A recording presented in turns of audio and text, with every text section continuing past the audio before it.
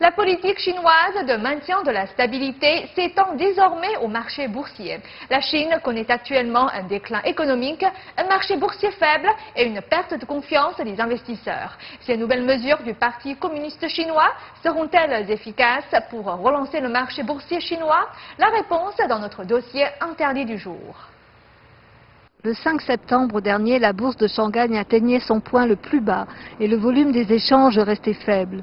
Selon les analystes de l'industrie, les perspectives restent pessimistes. Selon le site web communistechina.com.cn, le président de la commission de régulation des titres a ordonné le maintien de la stabilité. Les médias rapportent que les régulateurs chinois cherchent désormais des solutions industrielles auprès des firmes de courtage pour relancer le marché boursier chinois.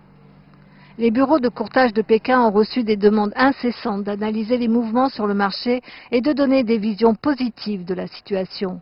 Vendredi dernier, en réaction à la politique officielle du maintien de la stabilité, les indices des bourses de Shanghai et de Shenzhen ont légèrement grimpé. Le volume des échanges sur les deux marchés ont doublé par rapport aux chiffres de la veille. Pour les économistes, la manipulation des marchés par le régime communiste ne durera pas longtemps et les conséquences à long terme pourraient être pires. Le problème principal est que les autorités chinoises manipulent la bourse depuis trop longtemps. S'ils peuvent manipuler les marchés de cette façon, ils peuvent transférer le pouvoir à certains groupes, ce qui provoquera trop d'échanges en coulisses. Cette technique peut jouer son rôle pendant quelques jours, mais cela n'aidera pas à relancer le marché dans son ensemble. Les investisseurs de la bourse ne croient pas aveuglément ce que les responsables disent. Ils ont perdu toute confiance. Il faut attendre et voir ce qui va se passer. Pour d'autres, les conflits au sein du PCC à l'approche du 18e congrès national se sont intensifiés. L'une de leurs craintes est que la bourse ne s'effondre et ne crée un obstacle pour la transition de pouvoir. Il y a une autre compréhension. Ils ont peur que la bourse ne s'écroule. Je pense que c'est la véritable raison. Cela pourrait faire paniquer les investisseurs. À un moment aussi critique, le régime essaie d'éviter de faire trop de remous. Le PCC ne prend pas les investisseurs en compte pour le moment, mais ils craignent l'impact négatif d'un tel scénario.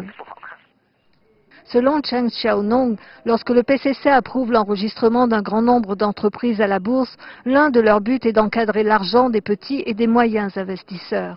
En réalité, ces 20 dernières années, les entreprises enregistrées n'ont généralement pas fait de bons résultats et la plupart n'ont versé aucune dividende. Le PCC a encadré d'immenses sommes d'argent sur le marché boursier, mais cela a nuit aux intérêts des petits actionnaires. Le boom du marché en 2007 a un lien avec l'intervention des responsables. À cette époque, le régime avait autorisé des institutions financières occidentales à acheter le capital des grandes banques d'État. Cela a poussé les petits et moyens investisseurs à participer. Plus tard, les institutions occidentales ont revendu ces capitaux et la bourse a chuté. Selon moi, il n'était pas normal que le marché grimpe en 2007.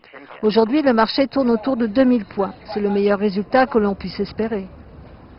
Le 7 septembre dernier, le volume des échanges sur les marchés de Shanghai et de Shenzhen était annoncé en hausse.